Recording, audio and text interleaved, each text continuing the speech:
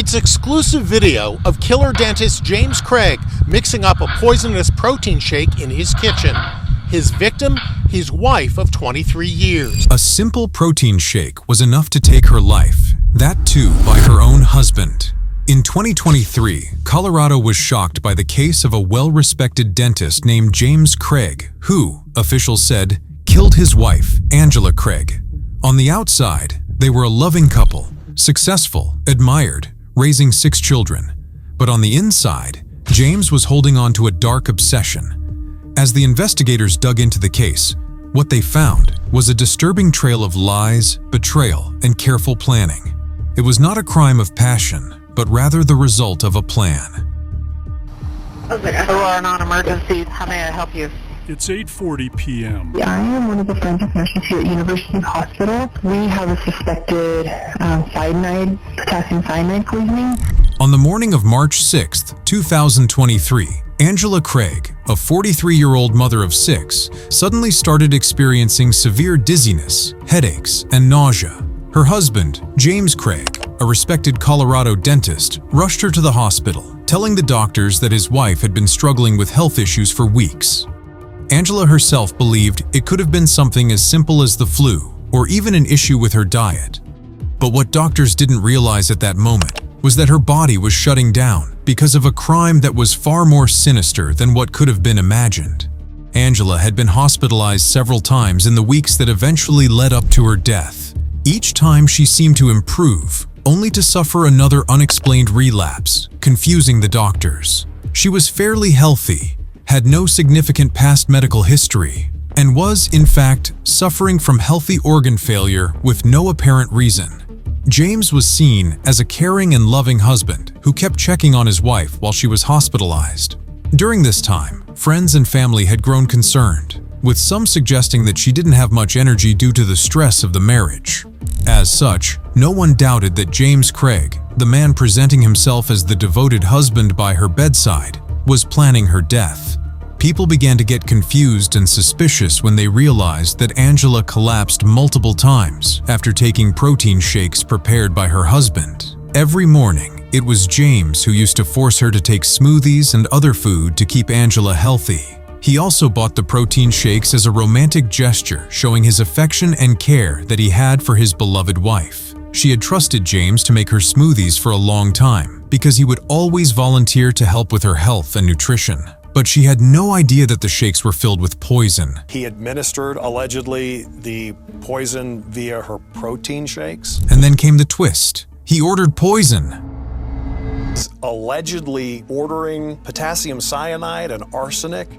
Investigators say he researched poisons in the days leading up to his wife's death. Prosecutors later found out that James Craig had ordered poison online, potassium cyanide and arsenic, just days after Angela began deteriorating.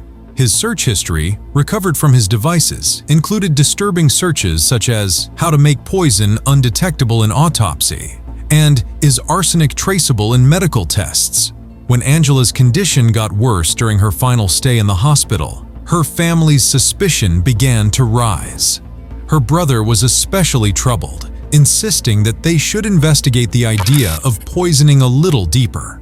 He warned the doctors that Angela's sudden and irrational health collapse did not add up. Shortly before this, investigators found that through James Craig's dental practice, James received unusual packages at the office containing chemicals that had no clear purpose or use in dentistry. The turning point was the blood test reports. Everything became clear when police and hospital staff worked together to investigate Angela's blood work. Traces of cyanide were found, confirming the presence of a deadly toxin. When they linked James's digital searches to the poison, along with the chemical ordering that he had made, the case was solved quickly. At first, no one seemed to understand why James would do something like this to his wife. Friends and colleagues reported that the couple was seen to be very loving and that they used to play fun pranks on each other. But later investigators found that the motive was deeply personal. While his wife was dying, James was involved in an extramarital affair with a woman whom he had met through his work.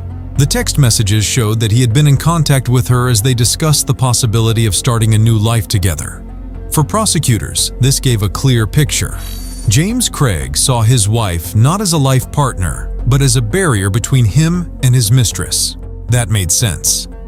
As Angela's condition kept getting worse, friends and family made frequent visits to the hospital. At this time, James maintained his role as a grieving husband for the cameras, the supportive husband for his family and friends. However, what they couldn't see was that the police had already begun building their case against him. Angela Craig died on March 15, 2023. The same week, James Craig was arrested for first-degree murder. Jim Craig is accused of premeditated first-degree murder in the poisoning death of his wife, Angela. The clues and theories. Protein shakes were everything. The first and most important clue came from Angela's protein shakes. Friends remembered Angela saying that James prepared her smoothies and that it was part of her healthy lifestyle. After her hospitalizations, doctors would question her about what she had eaten before the collapses. Patterns showed that the horrible instances of nausea and dizziness came after drinking the shakes. But this alone was not enough to accuse James, which is why toxicology tests were done that later showed cyanide poisoning. The second piece of evidence came from James Craig's digital footprint. Investigators searched his devices, where they found disturbing searches that left no doubt about his intentions. He had searched for terms like, "How many grams of pure arsenic will kill a human?" and "How to make poison undetectable." These searches were all time-stamped just days before Angela's last hospitalization and showed some planning. This revealed to them that James was not acting on an impulse or accident, but he had thoroughly researched the topic of the brutal act. Can you even imagine your loved one doing something so cruel like this behind your back? Another set of clues came from suspicious online purchases. Investigators were able to track orders placed with his name that were shipped to his dental office. One of the packages included potassium cyanide. Angela was in the hospital, and then one of his staff says she opened the package, saw that it contained potassium cyanide, and then when Jim Craig's business partner heard that what was in that package, he then alerted a nurse at the hospital who in turn then called police, and shortly thereafter James Craig was arrested. A chemical that has no legitimate use in general dentistry. His colleagues at the dental office became suspicious when they noticed packages that seemed out of place, several of which were from chemical suppliers. James had insisted and told the employees not to open the packages, as it was a ring that he had bought for his wife as a present. They later testified that James seemed nervous when he was asked about the deliveries of these materials. Text messages between James and Angela also gave some subtle clues. At one point, Angela texted a friend that she had a sense her husband was trying to poison her, although she seemed to mean it jokingly rather than fearfully. But obviously, no one, including Angela, took this seriously. Several texts in which she told James that she felt like she was blacking out and that she was dizzy were also found by investigators. Additionally, Angela's brother provided an important piece of context by warning medical staff that something seemed off. He found something to be off. He kept insisting that they keep an eye on the toxicology reports, which ultimately confirmed his beliefs. Keeping all these clues aside, the most evident clue involved James's extramarital affair. It was found that James was extensively texting a woman with whom he had an affair. Emails and messages showed that he shared a deep connection with her and was considering a future with her, while his wife was fighting for her life at the hospital. For prosecutors, this was the motive. James wanted to free himself from his marriage to be with his mistress. This, combined with the evidence of poisoning, gave a clear idea of what had happened. It was 23 years of marriage, 6 kids, and a pregnant wife that James was willing to leave behind for his mistress. Doesn't this sound horrific? Lastly, Angela's medical records themselves became a clue. Doctors noted that her symptoms did not align with typical illnesses, but rather they resembled poisoning. She was always dizzy, nauseous, and tired. She also seemed to have severe headaches and body pain at different times of the day. Her repeated hospitalizations, brief recoveries, and sudden relapses aligned almost perfectly with James's timeline of chemical purchases. By the time investigators pulled together all of these clues, the toxicology reports, the conducted searches, the chemical orders, and the affair, all doubt was nearly struck out. Each piece of evidence was suspicious on its own, but taken together, It was a single puzzle clearly showing James Craig as the man who poisoned his wife by sitting right next to her as a caregiver. Imagine a man whom you love and trust the most in the world turns against you and is even ready to risk your life just so that he can escape from you. This is what happened to Angela, and it is very pathetic. But at the same time, questions arose asking why he would commit such a crime when he could have just divorced Angela. Well, according to the reports, it was found that James lied to his mistress that he had filed for a divorce from Angela, which was a complete lie. Prosecutors argued that James Craig poisoned his wife for one reason, which was freedom. He wanted to escape his marriage and live openly with his mistress. But divorce wasn't an option in his eyes. Financial troubles, personal reputation, and the burden of 6 children made the idea of leaving Angela inconvenient. And moreover, not a single person who knew them well would believe the splitting of the couple. So by slipping cyanide into her protein shakes, James believed he could stage Angela's death as a natural medical issue. This seemed to be something easier and believable at the time to James, which is why he planned a lot. But all his plans were shattered into pieces without him even knowing. The trial of James Craig was a thrilling courtroom drama, capturing national attention and revealing the depth of betrayal. By the time the trial started, the prosecution had a handful of evidence, but they had to turn it into a case that jurors would find convincing beyond a reasonable doubt. The prosecution's opening statement set the tone. They described James as leading a double life, a dentist and father on the outside, but a husband willing to kill his pregnant wife for personal freedom and lust.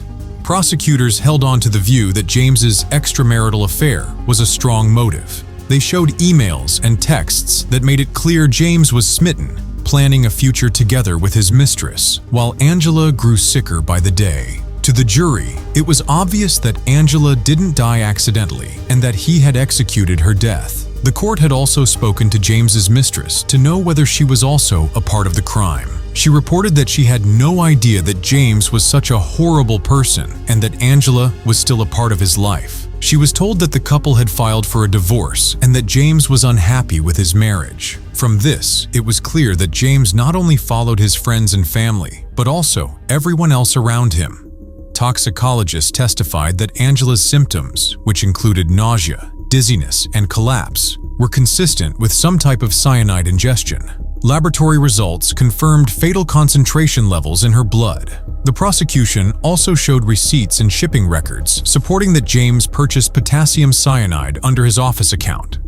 Colleagues from his dental office supported this with their testimony about how the packages were suspicious, especially in light of Angela's sudden decline in health condition. Forensic experts outlined James's Google searches, which read like a roadmap to murder. How many grams of cyanide will kill a human? Can cyanide be detected in an autopsy? And how to make poison undetectable? Jurors were shown timestamps linking these searches to the days before Angela's collapse. The question of why would a person who has ordered possession investigate how to use that poison arose in the courtroom. Why would any person other than a psychopath search up things like these on the internet? The defense fought hard to create doubt and confusion among jurors. They argued that the evidence against James was entirely circumstantial, lacking the kind of direct proof needed to convict someone of murder. According to them, prosecutors had built their case on speculation and assumptions rather than on undeniable facts. The defense presented evidence suggesting that Angela's symptoms could have been caused by a number of different medical problems, including complications from her dental treatments, autoimmune issues, or even stress-related illnesses. They also suggested that there may have been some mishandling of the cyanide results in the testing process. Apart from this, the defense also suggested that the household was not as tightly controlled as prosecutors described. They even implied that someone could have placed cyanide in Angela's food or drink. By raising this possibility, they urged the jury not to rush to judgment. To strengthen their case, the defense pictured James as a devoted husband who found himself in a difficult marriage, but not a murderer. According to them, all James wished for was a happy and healthy wife, even though he was in a struggling relationship with her. They highlighted his role as a father, his career achievements, and his attempts to reconcile marital issues, showing him as a man under stress rather than a cold-blooded killer. In the end, the defense's strategy was simple and clear. They wanted to cast enough reasonable doubt on the prosecution's theory so that jurors would hesitate to deliver a guilty verdict. Witnesses recalled how Angela herself had confided suspicions. Friends remembered her joking about James poisoning her, while her brother gave emotional testimony, where he gave his warnings to the doctors, forcing them to investigate further the reason for Angela's sickness. In these personal accounts, one could simply understand the tragedy, that Angela sensed something terribly wrong. And the affair was one of the prosecution's strongest tools. The jury saw James as a man who was filled with the desire for another woman, willing to do whatever it took to escape from his marriage. The fact that James was communicating with the woman while Angela was in the ICU was a shock to many in the courtroom. In closing arguments, prosecutors told the jury that all the puzzle pieces fit: the poison, the searches, the purchases, the affair, and Angela's death. This was not a random act, they argued. It was cold, calculated, and deliberate. The defense urged jurors not to be swayed by emotion, but to consider the possibility of error and coincidence. Ultimately, the jury sided with the prosecution. After hours of thinking, they returned with a guilty verdict for first-degree murder. James Craig was sentenced to life in prison without parole. His reputation as a respected dentist and family man shattered forever. The case of James and Angela Craig will always stay as a reminder that betrayal can arise from those we love the most. Angela was a dedicated spouse, a loving mother of 6 kids, and an eagerly expectant mother of a 7th child. Instead of being treated with love and compassion, Angela was the victim of a crime by a man she called her spouse. What makes this case even more disturbing is not just the method of murder, but the cold planning behind it. James couldn't have acted in a moment of rage. He did some research, developed a plan, and executed that plan over time, all while showing himself as a husband, father, and family man.